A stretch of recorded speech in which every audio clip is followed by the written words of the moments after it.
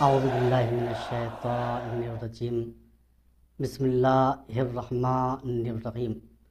محترم ناظرین کرام، سلام علیکم ورحمۃ اللہ وبرکاتہ۔ آج کا سوال یہ ہے کہ شب قدر کی عظمت اور منزلت کیا ہے، اور یہ بتائیے، جو مجھ سے سوال کیا گیا، یہ بتائیے کہ شب قدر کیا شب 19 کو کہتے ہیں ماہ رمضان کی، یا شب 21 یا شب 23؟ تو میں اس سلسلے میں عرض کروں کہ شب قدر کی بہت زیادہ عظمت اور منزلت قرآن اور حدیث میں بیان کی گئی ہے۔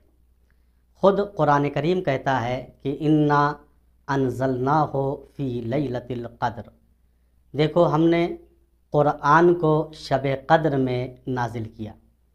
وما ادراک ما لیلۃ القدر، تم کیا جانو کہ شب قدر کی عظمت اور منزلت کیا ہے۔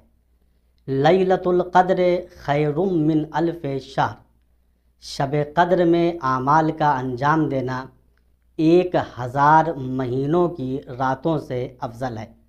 یعنی اگر انسان شب قدر میں کوئی عمل انجام دے رہا ہے، نماز پڑھ رہا ہے، قرآن کی تلاوت کر رہا ہے، صلہ رحم کر رہا ہے، تو یہ عمل شب قدر میں انجام دینا 1000 مہینوں کی راتوں میں عمل کرنے سے افضل اور بہتر ہے۔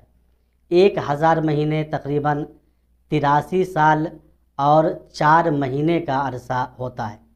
یعنی شب قدر میں ایک عمل انجام دینا 83 سال اور 4 مہینے میں عمل کرنے سے افضل اور بہتر ہے۔ شب قدر ماہ رمضان کی شب 19، شب 21 اور شب 23 کو کہا جاتا ہے۔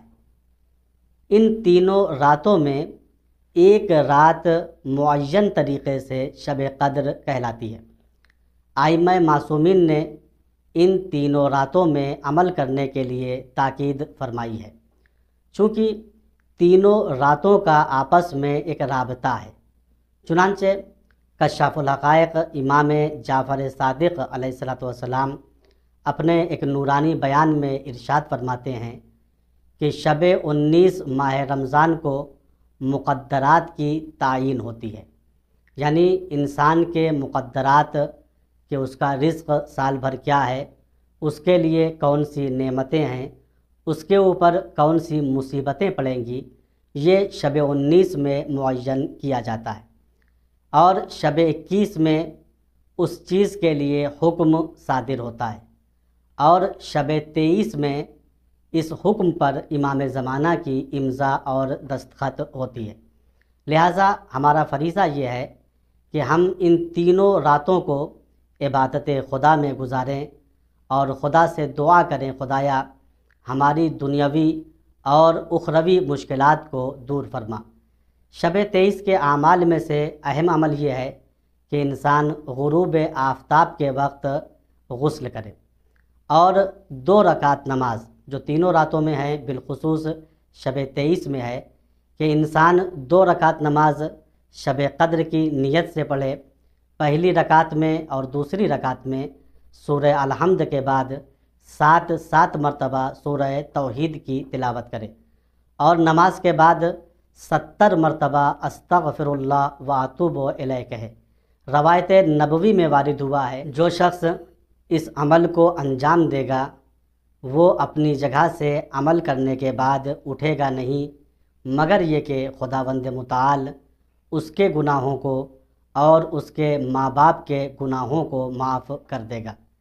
اسی طریقے سے کشاف الحقائق امام جعفر صادق علیہ السلام ارشاد فرماتے ہیں، جو شخص شب 23 ماہ رمضان میں سورہ روم اور سورہ عنکبوت کی تلاوت کرے گا، وہ شخص روز قیامت اہل بہشت میں سے قرار پائے گا۔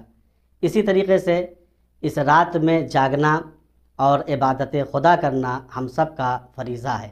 ہم خداوند متعال سے دعا کرتے ہیں، خدایا ہمیں شب 23 ماہ رمضان جو اصلی شب قدر کی رات ہے، اس کی رحمتوں سے مایوس مت فرمانا۔ خدایا ہم کو توفیق دے کہ ہم اس رات میں تیری زیادہ سے زیادہ اطاعت اور عبادت کر سکیں۔